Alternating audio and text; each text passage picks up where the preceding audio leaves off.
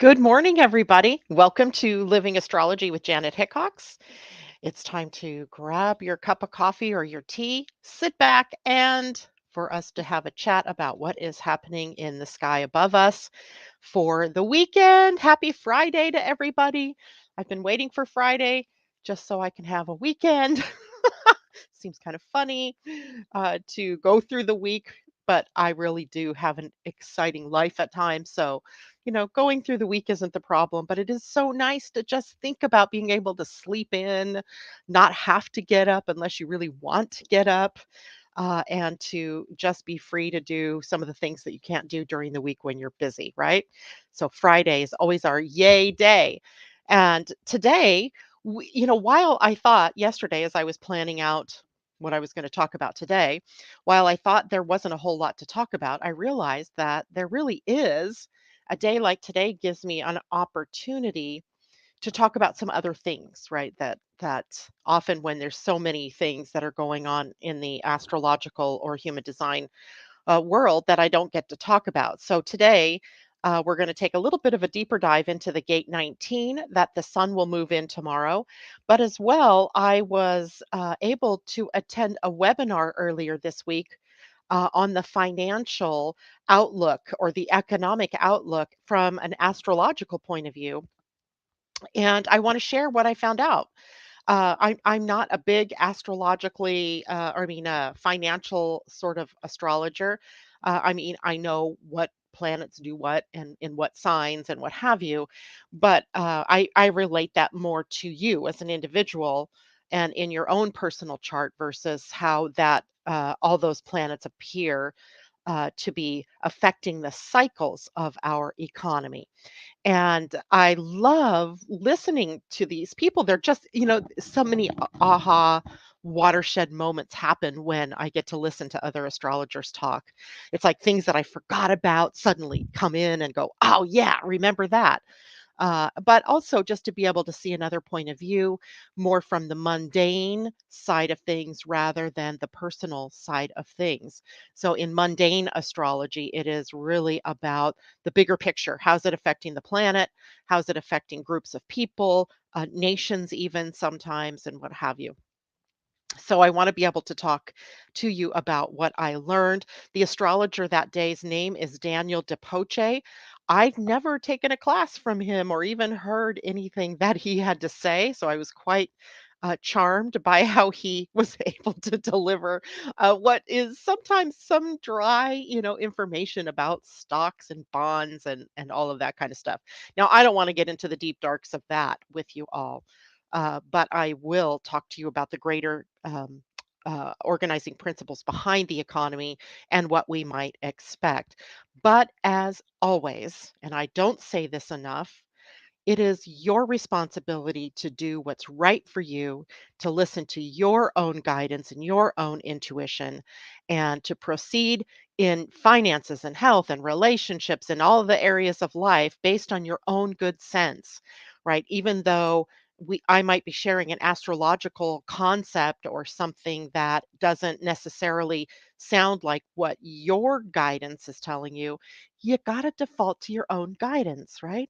Because that's the most important thing, your guidance. So while I'm going to be sharing some information, just remember that I'm not the be all end all of this. And it is just in generalities that we will be talking about the economy or the economic outlook for 2023, at least specifically the economic outlook. But we want to start with where we are right now. And where we are right now is in the final degrees of the moon's transit through Aries. So we have some really good energy around new beginnings, about boldly going. All the planets are forward motion right now. So we have pathways that are opening up for us to take action, to do something new, perhaps. Or to continue on with something that maybe we had to set on the shelf for a while during the holiday season, or because retrograde slowed everything down and it just there wasn't an opening. But now we have these openings, and the moon, of course, giving us that action sort of sign, telling us, okay, let's do right. But as we move through the day today, the moon is going to transit out of Aries and into Taurus, where she will spend the whole of the weekend. So, in a way, it's kind of a lazy kickback kind of weekend. There's not a lot of pressure to go and do. I mean, of course, we do errands and things like that on the weekend, or we might have, activities planned or parties or family things. But it's much more of a weekend where the pressure is off of us to be anything other than what we wanna be and to do anything other than what we wanna do. So, I always love it when we get to do something like that. It's like when Leo is, over the weekend, it's party weekend. When Taurus is over the weekend, I always feel like that's get in my comfy pajamas, get a good book, and just, maybe sit with a good cup of coffee or hot chocolate or hot tea and enjoy, the more, shall I say, lazy aspects of the moon in Taurus. But, there are some other things that we need to know about Taurus. And interestingly enough, Taurus is all about finances. It is the sign ruled by Venus that has the strongest connection to the economy, the strongest connection to banking and all of the money and financial type things, including our own resources, how we earn money, how we spend our money, or what we spend it on. And that just made it interesting to me that suddenly I wanted to share this economic outlook that I learned about this week. Now, the moon will be in a couple hour long void, of course, and that'll be from 1:01 p.m. my time, West Coast time, until 3:43 p.m. And at 3:43 p.m. West Coast time, that is when the moon will be moved into Taurus. Now, we do have a couple of transits of planets with the moon before 1:01. So I want to talk a little bit about that. And then I want to talk about what the moon primarily means when it's in Taurus as opposed to Aries. So the Aryan moon is coming into a sextile with Saturn. That is a smooth kind of working relationship between our emotional selves, our inner world, and Saturn, the more taciturn uh, teacher, the one that's pushing us to do things in a certain way, in the right way. In a step by step fashion, according to a goal or according to a plan. So, when the two of those meet in this kind of relationship, it's a good working relationship between both our inner and our outer worlds. As opposed to sometimes when the moon is conjunct Saturn, there can be, more of that depressed feeling or that fatigue or lower energy. So to me, that's a really good energy that we have from now up until the 1:01 p.m. time frame. And then there's also a moon square Pluto, not so happy, but very intense. And I've been looking a lot at the moon in relationship to Pluto. It seems like all week long, my clients have had some semblance of moon connections to Pluto in their astrology for 2023. So I always tune into these things that I'm seeing over and over again. One of the other patterns I've been seeing is people who are coming to me this week who have Mars retrograde in their natal charts. And I went, that is so weird. So, patterns, right, of people that need to understand something about themselves more deeply because likely Mars has changed from retrograde to direct and moon square Pluto as Pluto is finishing up a transit in Capricorn and moving on into another area. And of course, the moon in her rulership sits opposite of the sign of Capricorn in the sign of Cancer. So, there's a very powerful emotional connection in the transits between the moon and Pluto, even if it isn't exact in everybody's chart. We're feeling this transformational energy on some very deep levels. And it scares the bejeebs out of some people. And other people are like, wow, let's go with the flow. Let's go see where everything is going to take us. So it's no wonder that people are coming to me that have that kind of powerful transit. Now, luckily, the moon in a square to Pluto isn't a very long time, at least as far as a transit goes. So we might have, a shorter time of period where that emotional, powerful transformation moving through us, and maybe even fear around that transformative nature of that energy will be in play. And then the final aspect that the moon makes that leaves us as we go into the void is a sextile to Venus, smoothing over all of those bumps to help us really be okay with the way things are shaping up. And, Venus right now is at 0 degrees of Pisces, having just moved into Pisces yesterday. So she's in a really good place. She's in her exaltation. She is very comfortable in executing a viewpoint of higher love into the physical realm of the physical love, right? So we're we're primed, as it were, at the end of this day, at the end of this moon day before she shifts into Taurus, to take love with us wherever we go, right? To take that idea of connection, right? And you're going to see that connection is going to be a big theme as we go through the next 6 days, because the human design gate 19 is going to be impacted by the sun, or that is where the sun will be sitting. So now let's take a look at what the moon in Taurus is all about. First of all, it's all about wealth and prosperity and abundance and money, right? Because on this planet, that's how we exchange goods, how we exchange our time for something. And that means resources are also a part of this, and our earning capacity. How much can we earn? What do we spend our money on? So, everything to do with the material world, our income, and as well our outgo. What do we spend it on, right? If we're earning money, what are we spending it on? And we're going to spend according to our values.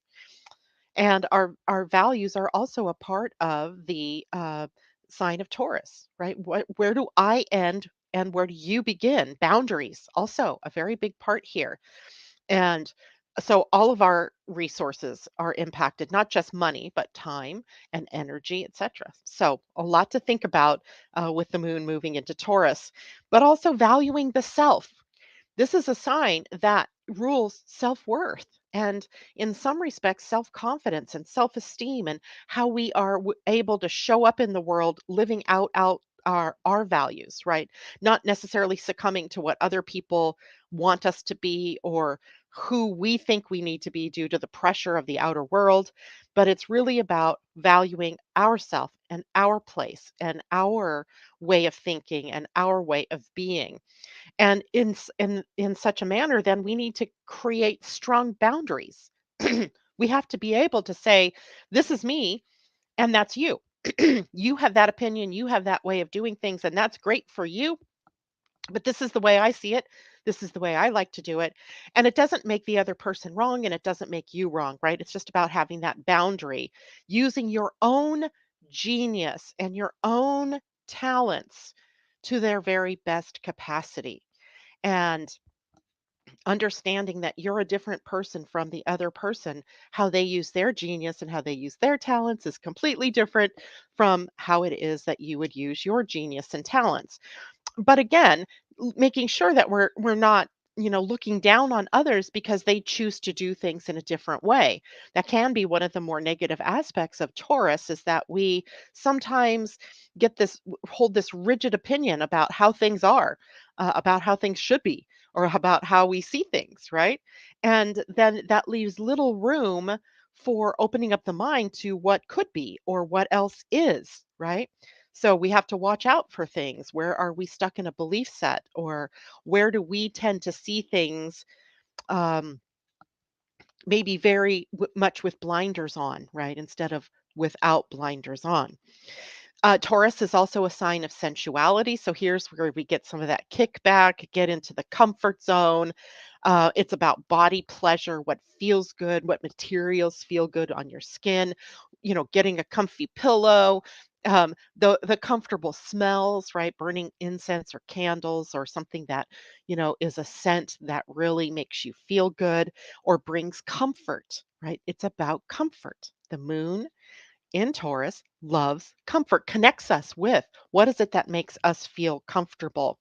And there's also the Venus component here of love that's really about affection, and that ability to just sit in quiet camaraderie, and not to have to make anybody be something that you need them to be. so that you can feel more comfortable. Really it just be comfortable in your skin, be and let the other or person be comfortable in their skin, and just enjoy one another's company. Just enjoy the comfort, even if it's just quiet, right? Be comfortable in that. This is also a sense sign. So our five senses, taste, smell, touch, all of the physical dimensions, uh, other than the psychic dimensions, right? So Taurus is a very physical, earthly sign. So we're dealing more with the physical senses. There are other reasons why this weekend will take you into more sensitive, psychic directions, but the moon isn't one of them. She's keeping you grounded, feet on the ground. And when we are able to, get into that comfort zone, there's a feeling of contentment where we are totally in relaxation. And this is one of those weekends with the moon where we want to be able to bring in that total um, comfort, relaxation, just being, you know, lazy if you want to be. This is an appreciation sign. So there's gratitude here. There's an appreciation, especially of the natural world. Taurus is an earth sign. So everything that the earth has to provide. So that might be the flowers, the trees, the grass, the rocks, the waters, you get it, nature, right? Our animals, just seeing ourselves as part of something and not separate from. So being a part of the earth, being a part of all of the creatures and all of the life forms on the earth, as opposed to standing ahead, above, or beyond what is considered, human versus animals, right? Being together with it all. We do, and gratitude, right? That I forgot to mention that gratitude. I might have said that, but gratitude, gratitude, gratitude, right? Thank you, thank you, thank you for everything that I have, for everything that I get, everyone around me, everything I've accomplished. Thank you for the people in my life. Thank you for love. Thank you. You get the picture. Gratitude for anything and everything. Now we have a couple things to watch out for with the moon and Taurus. Of course we do, because there's always the balance point. You can't appreciate the bright and the light and the love and the affection if you don't know what the other side is. The other side is being stuck in the comfort zone, right? Get in your comfort zone, yes, but remember, everything in the world changes. And Taurus resists change, right? It says, I'm comfortable here. I like this chair. Why do I need to go buy a new chair? Right? Just because it has rips and tears and the foam has fallen out doesn't mean I have to get a new one, does it? Right? Getting stuck. And of course, stuck means not just about the things we have, like chairs and what have you, but how do we get stuck in patterns? How do we get stuck doing the same things over and over again? Um, because it's comfortable, right? And we can view sometimes with Taurus energy that there's more discomfort in the change, right? So we can resist it. So try, look at places in your life where you have stuckness or where that rigidity has set in, because rigidness is also a quality of the shadow in Taurus, or stubbornness. Stubbornness in and of itself isn't the issue, right? Stubbornness can be equated to persistence, right? Or tenacity, determination. Those are the positive qualities of stubbornness. But in Taurian stubbornness, sometimes we have that immovability, right? We have the complete, I'm in my space, I'm right, you're wrong, I am not, I'm an immovable object, right? Try to move a bull. Unless he really wants to go, he ain't going, right? So both the immovability. So that rigidness is a quality of the darker side of Taurus energy, and holding on too long is another one, right? Holding on uh, to things, to people, to beliefs, to experiences, to grievances. It's across from Scorpio. And so, you can sometimes incorporate some of the more negative Scorpion traits into Taurus energy. So it is a great weekend to sit back and relax and have some fun, or just do what you want to do, be who you want to be. But we got to watch out if those things are escape mechanisms for not doing our due diligence or not doing, living our lives. All right. So let's say good morning to people. I missed doing that earlier. Good morning, Debbie Tibbetts Tumiel. It's good to see you out there. JLo, hello. She says happy Friday. Tom is with us. Christine is with us. Joan Durchie, good morning to you. Corey, hello. We haven't seen you in a bit. JLo says you are about to have a cat fight. Uh-oh. Oh, well, one's over here and the other one must be under the bed because she probably got freaked out by him. But thank you for letting me know that. Andy girl, hello. She says grand rising beautiful people. Um Pam Zaruba, hello to you. Londa, hello. I've been thinking about you, but all week long it's just been kind of crazy. So I was going to call you this morning. So I'm glad to see you out here. Uh, Pam says, amazing. I got an email saying that Archangel Sandalphon or Sandalphon, I'm not sure how to say that, wants to work with me today. He is the angel of the Akashic records. That is perfect timing. How interesting. Londa and Pam saying each other hello to each other. Tom says it's day one of a new Pleiadian Earth energy week, the week of feeling, right? That was Muluk in the Mayan calendar, which was all about the flow of water and how that relates to the flow of human emotions and how the tides impact the people, impact us as beings since we are primarily water, right? So interesting. Londa says, I am stubborn, a tug of war. That's because Leo, like Taurus, is a fixed sign. And the fixed signs do tend more towards stubbornness or fixity. But they're also the ones, there's loyalty in that energy. There's steadfastness, there's stability and security. So, in a way, we have to have fixed signs. All of you have the fixed signs in your chart somewhere. And it's where things tend to be more steady or where you need to bring more steadiness uh, into your life or your experience of that particular house. It's just like we all have mutable signs. We all have the cardinal signs. We all have these energies somewhere, right? And if we didn't, we wouldn't be able to be balanced, nor would we be able to interact with other people who are carrying those signatures, right? We would have no frame of reference to be able to understand someone who enjoys change, right? Especially if you're a fixed sign. How do you understand a Gemini if you're a Leo, right? Because Gemini is all about change and adaptability and movement, and Leo is more about that steady, let's be, loyal, let's be, steadfast. So, um, Tom, flow with the go, right? It's let's flow with the go. And let's see, did I miss anybody else? Wanda? Uh, that's funny. All right, that's it. I don't see anybody else out there. But if you guys have any questions, certainly please, type those into the chat and I will go back and look for those things. Now, let's take a look at some of the astrology for the weekend. And that is meager. That's why it's time to be lazy. It's time to just relax and be comfortable. Today, literally, is just the end of the week for human design. And it is, of course, the beginning of our weekend when the moon moves into Taurus. And Saturday is the only day there's really anything of a tense nature, perhaps we could say. And I don't even really want to quantify it as that or qualify it as that because it's really not that bad. But the moon will be coming into a square with the sun. So remember, we have these four phases of planets that come into contact with the sun. And the first phase is the conjunction, and that's our new moon, right? So the moon conjunct the sun is the new moon.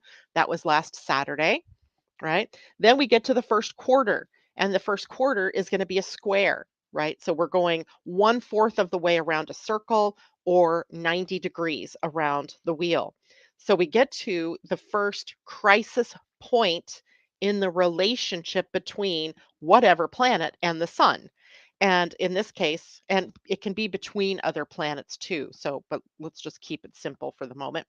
So now we're reaching that point where the moon and the sun are coming into this 90-degree relationship. Now, what is the meaning of the new moon? It's all about setting intentions and starting something new, taking steps forward. Now, 7 days later, we come into this first square and it's the crisis of action. It's that time where I have to actually choose to move forward. I can't just keep everything, rolling around in my mind. There's some actual, because I live in a 3D world, I have feet on the ground or on the earth. I actually need to do something to take steps to move forward if I want to bring some idea in, right? If I've set an intention, let's say, uh, to, I don't know, let's say you set an intention to get financially fit and you don't have any action steps yet that you've taken to it. Now you're going to feel that crisis point. You're going to feel that crisis of action and the need to start taking your next steps in whatever way that was happening for you. And remember that this new moon was in the sign of Aquarius, and it's about setting yourself up for the future. So maybe for finances that might mean, how can I pay down some debt? For finances it might mean, how can I create more income? How can I save more? Can I reduce my debt load? All of that kind of stuff might be what you need to do at this point to start the ball rolling on that intention if you haven't already done it. Now, wisdom would suggest that you do it with the new moon, right? That you start that process. But you'll feel the pressure now, starting tomorrow, when if you haven't taken those next steps that were a part of your intention with the new moon. Also, the moon tomorrow in Taurus, of course, is going to come into a conjunction with Uranus. So there's the potential for surprise, something unexpected, some revelation, some freedom thing happening, right? Like, how do I liberate myself from things? There's always the explosive emotional thing that can happen with the moon conjunct Uranus, which, there's always that potential, but we each have the ability to choose how it is that we're going to respond versus react to any outside stimulus, right? Or to anything that comes up. So just remember that the moon moves fairly quickly. So it might be a blow up and then a cool down, right? So like high energy or high emotional quality, and then it cools down. It is also the beginning of the new Human Design Week, and that is a very interesting week, and we're going to break that down a little bit here. The sun moves into the gate 19, and the Earth moving into the gate 33. The 19 is on the root center. It is a pressure to move outward in some way, and the pressure is going to be about connection, seeking connection. We'll talk about it in a minute. And the Earth is going to be in the gate 33, which is in traditional human design is often called the gate of privacy. In more quantum human design, it's about the retelling of a story, creating a new narrative, perhaps about what who you are, what you can do, what you can't do, etc., etc. So it should be a really interesting, next 6 days as we really become far more sensitive to the unseen realm, to one another, to the emotional realm. So lots of good stuff coming there. Sunday is the day that we have planetary transits, but they're both trines. So trines are always the smooth flow of energy. We have the sun trine Mars. So we may indeed feel good enough energetically that we want to get some things done, but we don't necessarily feel the pressure to have to get them done. So it's a choice, right? We get to choose. Do I want to sit here and relax? Do I want to do some exercise? Do I want to play? What do I want to do, right? But you might feel a high energy, which means that likely movement of some kind can be very helpful. And then as well, Mercury is coming into a trine with Uranus that day, and that's a smooth flow. I love Mercury trine Uranus because like Venus and Neptune are the higher. So Neptune is the higher octave of Venus, right? So where Venus rules love and relationship with each other, Neptune rules love, unconditional love, and connection to universal things, right? The universal love. When we have Mercury and Uranus, we have, Mercury is the level of the mind and our thinking and how we communicate. And then Uranus is the higher connection to the mind. So the higher mind, the higher self, where they come together in a trine, we can often be receiving impulses or receiving information or revelations or aha moments or epiphanies, whatever you want to call them, because both of the minds are triggered at that point in a positive way, a positive flow. So we just need to make sure, of course, that we don't get overly into the head and overly concentrating on the mind, because with the moon in Taurus, it's really about being more in the body. Okay. Londa, crisis point between a Gemini relationship and a Leo. Who wants to roar? Trust me, it's your turn to roar. The other thing, Londa, oh my gosh. So Londa and Tom and anybody else born in 1961 or any of the years of the ox, right? So I'm talking about the year of the ox. I have been almost obsessed with this thought about being an ox. First of all, it was our friend Ursula who pointed out to me that my last name was Hickox. I was born in the city of Oxnard, and I was born in the year of the ox. Funny thing, right? Like that keeps showing up. So 5 a.m. this morning, laying in bed thinking about this year of the ox and thinking about the mythology of the ox. And the ox being a very supportive, loyal, gentle beast. We call it a beast of burden, but it's a very gentle sort of energy. And in the mythology of the Chinese zodiac, when it was time to decide who was going to be first in the year and second and so on, the powers that be decided that there should be a race. And whoever got to the finish line first would be first, second would be second, and on through the 12 animals that were racing in this particular competition. Well, toward the end of the race, Ox comes to a river and Rat was very close by and said, "How am I going to get across the river?" So Ox, being a gentle and helpful creature, said, "Climb on my back." So Ox wades across the river. Rat jumps down off Ox's back and runs across the finish line first. And Ox came in second. So I was thinking about that. Settling for second best. Hmm. Always seemingly behind the scenes, right? Not out in front, but behind the scenes. And what does that mean? I don't know if that's good or bad. So I leave it to Londa and Tom and others born in 1961 or 12 years later.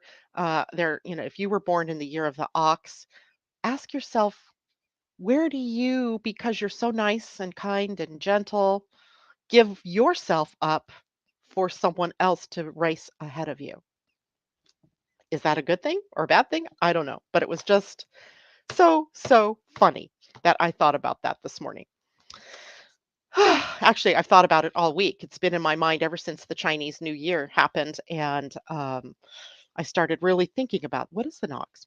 What does that mean? And the mythology behind it is where you get to the good stuff. All right. Anyway, so let's go on to talk about the gate 19. Now, the gate 19 is called the gate of attunement in quantum human design. And in the gene keys, I really love the energies that are brought forth here. In the shadow energy in the gene keys, this is about codependence.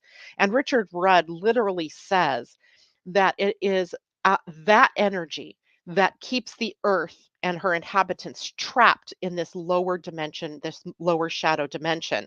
And I think someday I would really love to have a chat about that and go deeper into that, because it has a lot to do with our early roots as tribes and nomads and how we bonded together to try to withstand, the things that were going on outside of us, to form communities for protection, right? But then that taught us to really depend on energies outside of us or entities outside of us. And so as a process we started to anthropomorphize animals and plants and stars and all of that. Again, thinking that we always had to be in this dependent relationship with those outside of us. Think about religions, right? Religions primarily teach that you're going to God, that in the old days, religion was the only way that you could access God or source. And, of course, now if we keep that codependence going, we're not going to be able to evolve. So we have to really learn through this gene key and through this human design gate that we are the source, right? That we hold all of that energy of independence, or how about interdependence as a better word? Chiron moving through Aries, teaching us this very lesson at this moment that, you know, independence and codependence are the extreme ends, that interdependence is the middle, right? That's how, we are here together to do what's best for all kind of thing. So we're moving in that direction. Now, the gate 19 is a deeply sensitive gate. This is a wearing your soul on your sleeve kind of energy. And it's the energy of emotional intimacy and without codependency, right? We're meant to be emotionally sensitive to one another and what one another is going through, and to be that, counsel perhaps, or the, person that holds space with compassion and love, but not to become codependent with someone who is always in a space of need, right? That's the lower end there, that sacrificing of ourselves for other people. And while sensitivity is a must, right, to be able to understand and have compassion, letting go of ourselves in favor of doing for others is never the right thing to do, right? If it is the right thing to do, it's temporary, it's short term, and it isn't something that we are meant to keep doing over and over. So, in other words, you have a tendency with this gate to sometimes compromise yourself, or to let go of your own dreams. To be you is the goal, not to be who others want you to be, or to be what you think others want you to be, because more often than not, that's what it is. So, we think that we have to be a certain way, to do certain things for others in order to be wanted, or to be a part of the group, to be to feel close to others. So compromise is usually a good thing, right? We're giving and we're receiving. It's the balance. But what I'm talking about here is the negative side of compromise, when I'm giving up more to be something that I'm really not, right? Or to put forth energy that isn't really my own. So be you, not who others think that you should be, or who others want you to be. There's also very strong and powerful psychic awareness here, or awareness of the unseen realm. It's so close, right? It's so close. And otherworldliness about this time. Um, Even a sort of other dimensionality to it, where it's like we can almost, put our hands through it even, or feel like there's just this ability for us to see into the future, like the crystal ball is clearer now than it is at other times. And we kind of call that ability to tap into this energetic grid around the planet, or the morphogenetic fields, as a part of the Gate 19 experience, because we can see into, sense into uh, what comes next, sort of seeing into the future, or being able to tap into the next big thing. And so often this is a time for us to, if we can get quiet enough, to tap into, what are the trends that are happening on the planet? What are the trends that are happening? What are people going to want or need as the year goes on? What fads might be big? And people who are very successful at doing this are often the Johnny on the spot. And when everybody starts to need XYZ, they have what everybody needs, right? So it's an ability that we all have, but right now it's kind of highlighted, our ability to sort of look ahead, what is coming down the road energetically for the year, and what might I need to do to prepare to be there in my capacity to help others. We also, at the Gate 19, have to address the need to be close or feel close to others. This is about belonging, that very deep human need to belong, right? And to be in a family, to be in a relationship, to be in a tribe or a community. That very it's a powerful need that is in our DNA. right? Our very DNA resonates to tribalness or being in community, right? Interdependency. It's humans that took it into codependency or humans that took it over to too much independence, interdependence, right? And when we're in that codependence, we can feel very needy and clingy, or we can have people that in our lives around us that feel like they're resonating with very needy or clingy kind of energy. And that tells you that you've slipped into the shadow of codependence here, or you're about to slip into the shadow of codependence here. Now, as another side note, this gate is very much about our connection to the animal kingdom on a psychic level, right? Being a this is where your animal whisperers, your horse whisperers, dog whisperers are, because tapping in at this level allows us to be able to read, if you will, the energy that our animals are putting out and to read the what's going on with them. What do they need? What are they experiencing? So a lot of times, this gate is so funny this way that you might really understand, oh, I know what my cat's saying, when other times you're like, what are you meowing about? Same thing with our dogs or any other animals, just being able to connect in that level, on that psychic wavelength. But it's more than that. It's more likely a heart to heart connection that's going on, right? The heart to heart here, that it's okay to be vulnerable. There's that aspect of it. And being vulnerable means it's okay for me to be sensitive, to feel that vulnerability. And it's also okay for me to be there for others who are going through that sensitivity or that vulnerability. And that means being sensitive to the emotional needs of others and also tapping into what are your own emotional needs, right? It goes both ways. So we have a lot of sensitivity here with this gate coming up. And that means we, might see a lot of people who don't really understand how emotions work overreacting, right? Or conflict and confrontation going on. There was a shooting or a beating or something that happened in Tennessee, and the authorities there are like, pleading for calm and cool, um, as there's going to be some kind of demonstration against police brutality this weekend there. And this is emotionally volatile, right? This is a pattern that really we need to resist that over explosion of emotional energy, but to be able to be sensitive to the emotional needs of everyone involved here. So it'll be interesting to see how it happens, especially because the moon comes into that conjunction with Uranus tomorrow and is in that crisis point with the sun. So pray for peace, pray for calm, pray for emotional neutrality, possibly as much as possible in a very volatile and sensitive issue going on there in that state. Now, the Earth sitting in the gate 33, she is going to be the one that kind of stimulates what's the challenge, right? And the challenge here is in the story.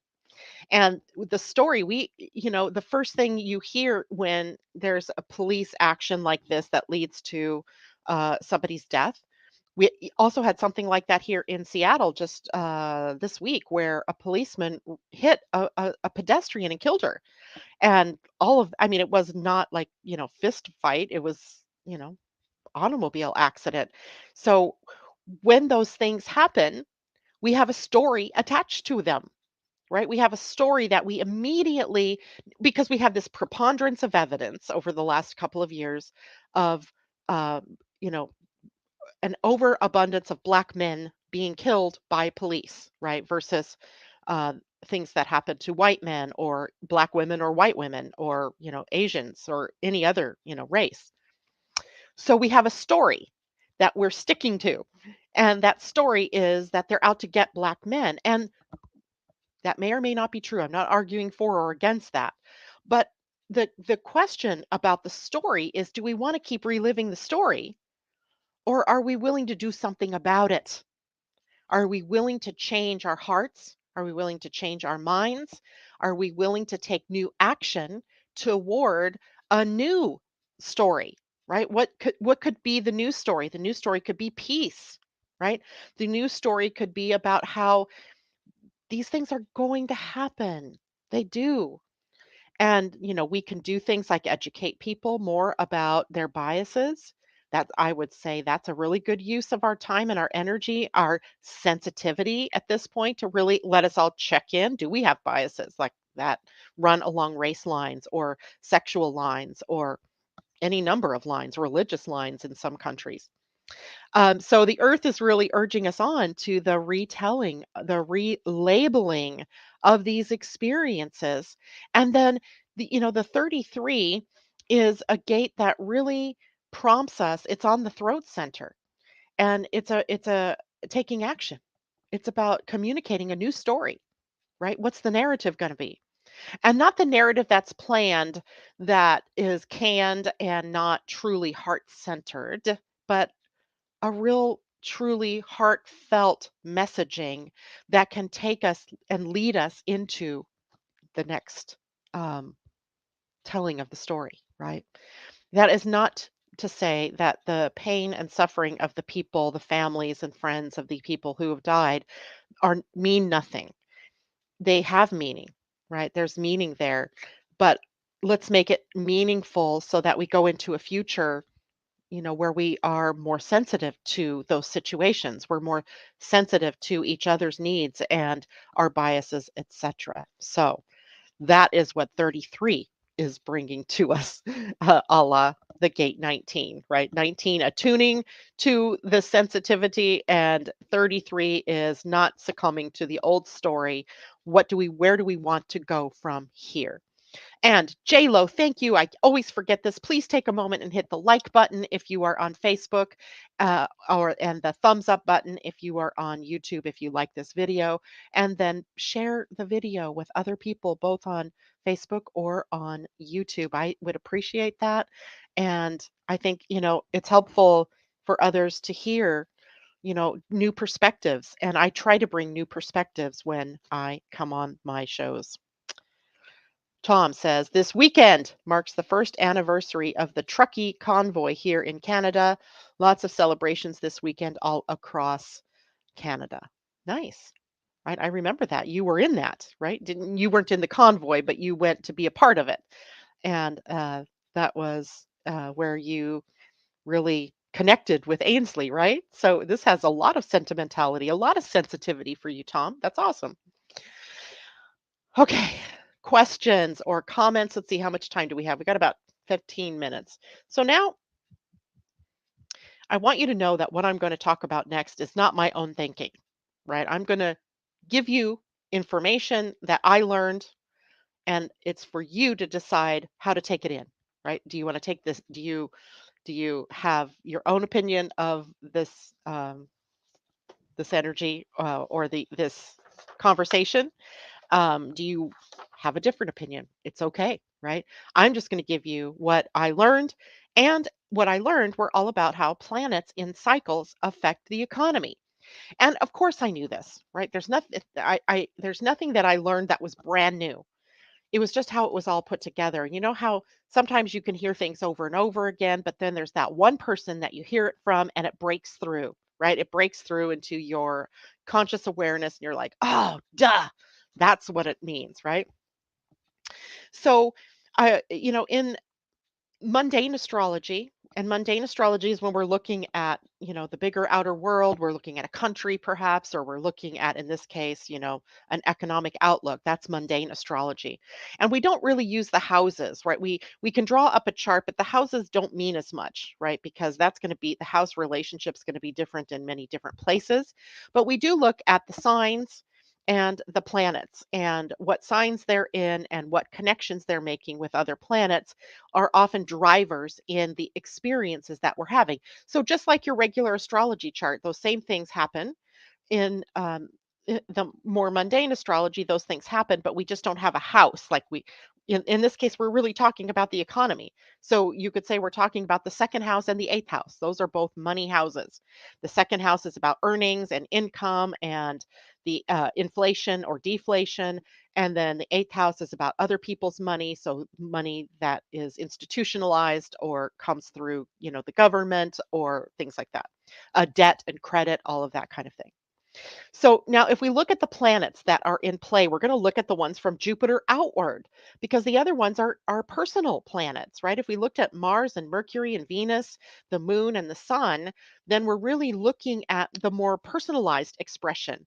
But right now, I'm looking at the bigger picture. So we need to go from Jupiter to Saturn to Uranus to Neptune to Pluto. Okay. Now, in mundane astrology, as it relates to the economy, what we have is the energy of destroying, right? And then rebirthing. So, maybe regeneration is a more positive way to put that. And we see that, very clearly. We've had, these bumps and things that are taking us through issues that while Pluto is in Capricorn, it's been affecting our governments, our institutions, our laws, and all of that kind of stuff. And corruption. Pluto breeds corruption, right? He's exposing it. It's not that he breeds it, he exposes it, right? He is going to turn the dirt, so to speak, and bring up what's under the surface up to the top. Neptune is a planet that expands, but through irrational excitement or exuberance, and takes us, in this case, into optimism. And how can optimism be a good thing or a not so good thing? Uranus is about innovation and a disruptor, right? There's always disruption that happens, breaks in a system, right? When your pipes break, that's a Uranus event, right? That is something that you didn't expect to happen. It is revolution and revolutionizing energy, revolutionary energy. Saturn depresses, holds things down, makes things come into focus, and creates fear, right? That compression or that depression can create fear in our responses and cause us to then become realistic in our expectations or in how we move forward. And then Jupiter, exactly the opposite of Saturn, expands and stimulates growth and has a very forward looking yet optimistic view. Now, that's different from Neptune optimism, which is bred out of irrationality, right? Or out of sort of not seeing things clearly. All right. Now, as we go forth in this year, 2023, here are some planetary things to keep aware of. And some of these we've already talked about. One is that Mars moves into Cancer on March 25th, and Cancer is about home and family and safety and security, right? That's going to be very important because taking action to make things more stable, to make things more appealing in terms of being able to stand the test of time. Jupiter's moving into Taurus in May, and Taurus is the sign that rules finances or the economy and banking and mortgages and all of that. Remember, Jupiter expands and stimulates growth and brings optimism. So, what might that mean? Uh, Saturn moving into Pisces. Saturn moving into a water sign. Remember, he's depressing, creating fear. Pisces is a sign that can lead into victimization patterns, or that fear really becomes prevalent. And then Pluto moving into Aquarius. Pluto is going to destroy and rebirth and expose, perhaps, what's rotten at the core, what's corrupted, what's not working the way it was meant to work. And then he retrogrades backwards into Capricorn from June 11th until did I put the date, until January 21st of 2024. So we're, sliding in and out of different signs, right? Going back into how are our institutions set up, and how are we looking forward to the future. And when we look at what lies ahead, there's a lot of people, I hear it too. I don't pay attention as much, but there's a lot of people that think our future is dismal, and they look to, the, rising inflation or jobs and people losing their jobs as something that's dismal, but it might not be as bad as we think. So here we need to keep an open mind, right? Keep your mind as wide open as you can when it relates to money and the economy. Now, Pluto in Capricorn. Now, I don't know if you guys know this term. It wasn't a new term to me, but I don't think I ever really understood what it was. And the term is quantitative easing. Now, that was a Pluto in Capricorn thing where governments put money behind banks or corporations to prop them up. Um, even other governments, right, that needed propping up. Remember, there was a austerity measures in Greece.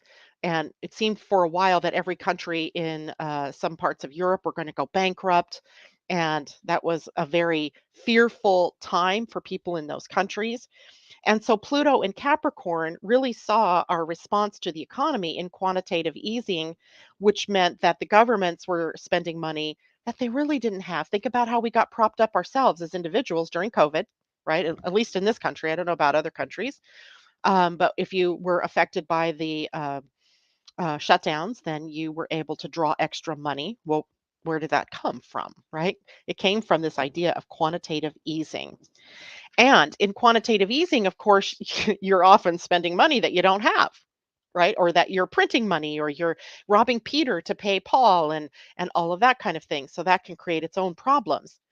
Now, that was Pluto in Capricorn. Now, Pluto in Aquarius has a different feel to it. Here's where, it's about propping up individuals. It's about propping up humanity, people. And this is where we started to see, at least in our government, I don't know about other governments, but in our government, we started to hear about universal basic income.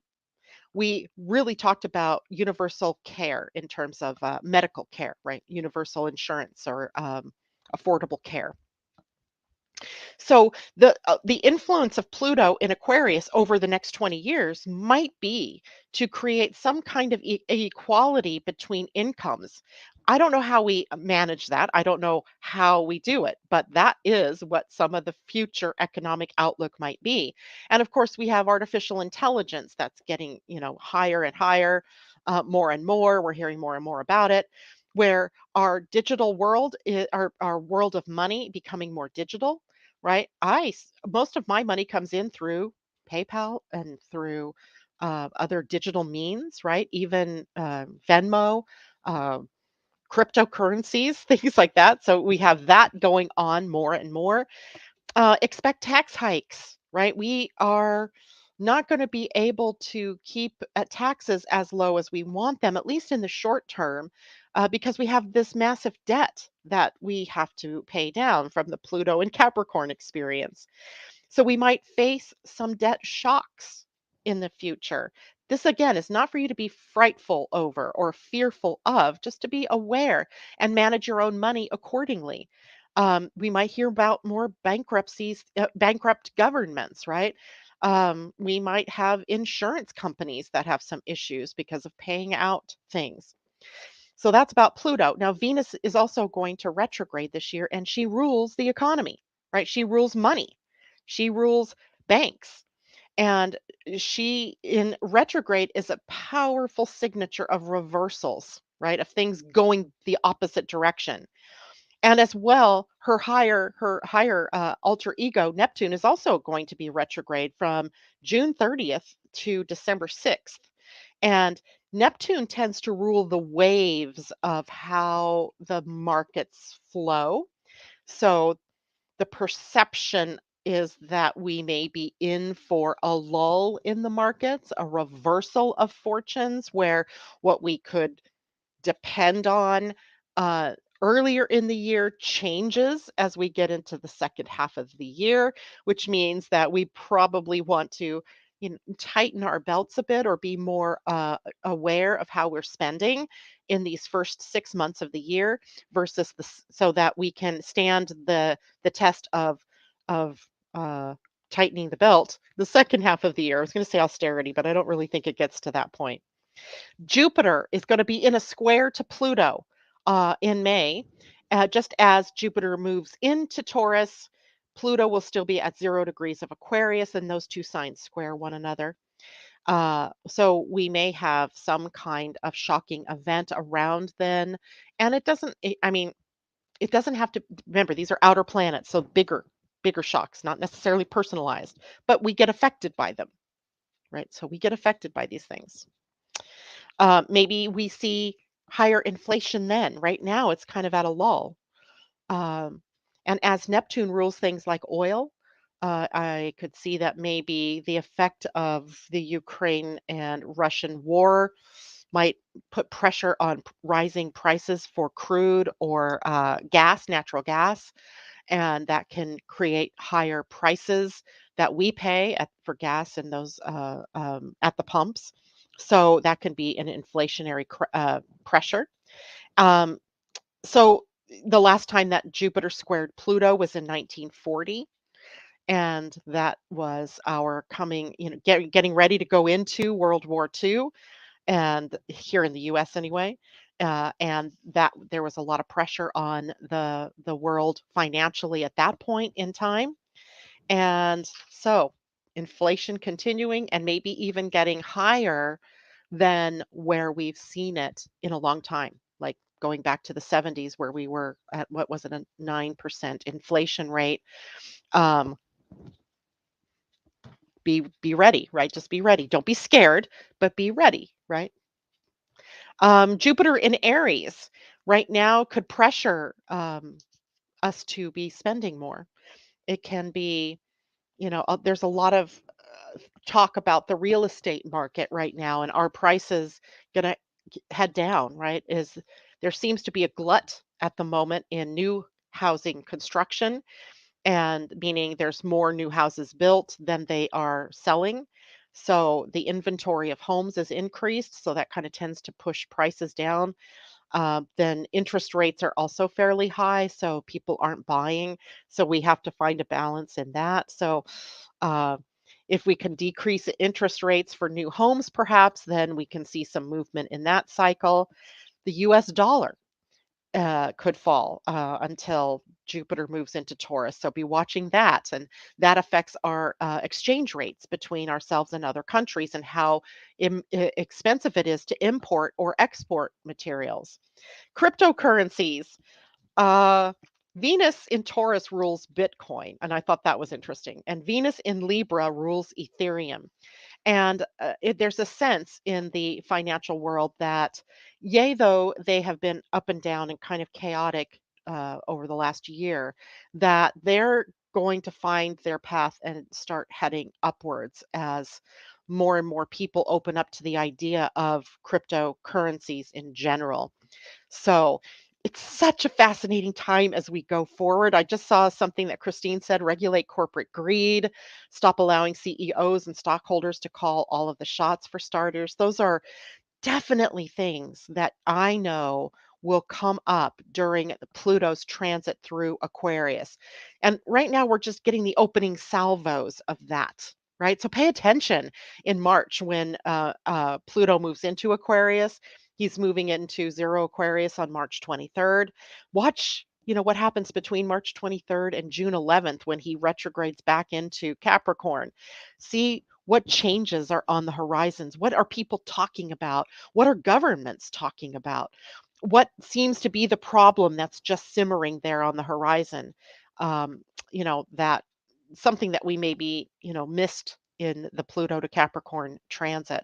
So, I mean, I agree with you, Christine. Those are all great things that we're going to be doing that also affect humanity. And that's the big thing with Pluto and Aquarius is the human connection to all of that and how it affects us all at that human level. All right. So that was very quick. And sorry, I couldn't go too deep on any of all of that. I hope it was understandable. I hope it was enjoyable, or at least, opened up your minds to think in some new ways. If you have any questions, certainly let me know. That is it for me this morning. I will be with you on Monday morning, 8 a.m., to talk about the week ahead. Also on Monday afternoon, 4 p.m. Pacific time, we will have Desire to Inspire on our next topic is forgiveness, huge one during this time of the year, I think. And also next week I'll be on Angel Heart Radio for our first 2023 broadcast with Annette McCoy on Angel Heart. That'll be on Wednesday. Jupiter moves into Taurus Kamal in May 17th, I believe it is, or May 16th. So hopefully you're ready, right? Okay, guys, take care. It was good to see you all. Have a great weekend. Relax, have some fun. See you on Monday. Bye.